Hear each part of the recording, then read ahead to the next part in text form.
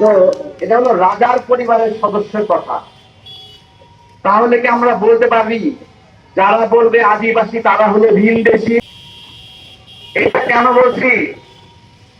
আপনি পাহাড়ের মালিকানা চান, তাই তো? আপনি তো জমিরই মালিক না।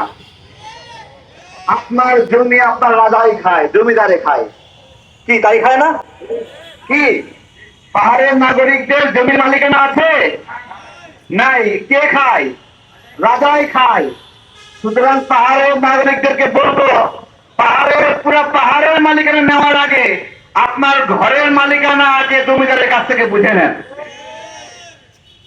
আপনার ঘরের মালিকানা নাই, পুরা পাহাড়ের মালিকানা আপনি চাচ্ছেন। এই কথাটা কেন বলছি ভাই? আমরা যেরকম ভাবে সহজে এখান থেকে প্রোগ্রামে অংশ নিলাম, পাহাড়ের মানুষগুলো এত সহজে অংশ নেয় না।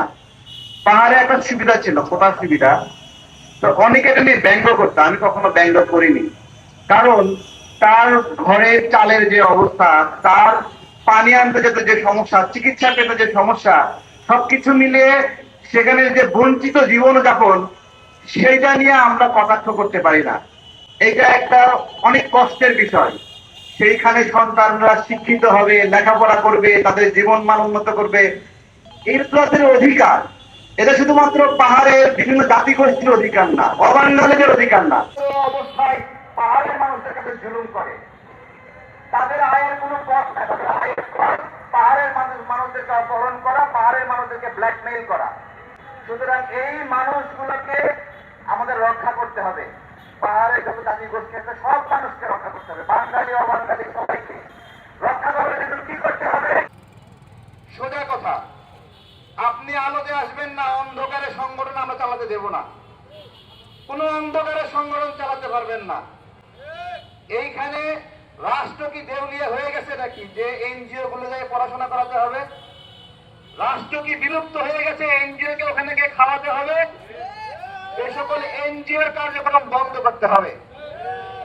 এরা এখানে শিক্ষা কার্যক্রমের কথা বলে ধর্মের দাওয়াত দেয়, এরা খাবার দেওয়ার কথা বলে ধর্মের দাওয়াত দেয়। আপনি দেখান এখানে কয়জন চাকমা তার নিজ ধর্মে অবস্থান করছে, কয়জন সাঁওতাল নিজ ধর্মে অবস্থান করছে, কয়জন ষাট প্রজাতি নিজ ধর্মে অবস্থান করছে, কয়জন গারো সম্প্রদায় ময়মনসিংহে নিজ ধর্মে আছে বিকাশ করে। বিভিন্ন এনজিও শিক্ষা কথা বলে আমাদের আমাদের ধর্মগুলো নষ্ট করছে।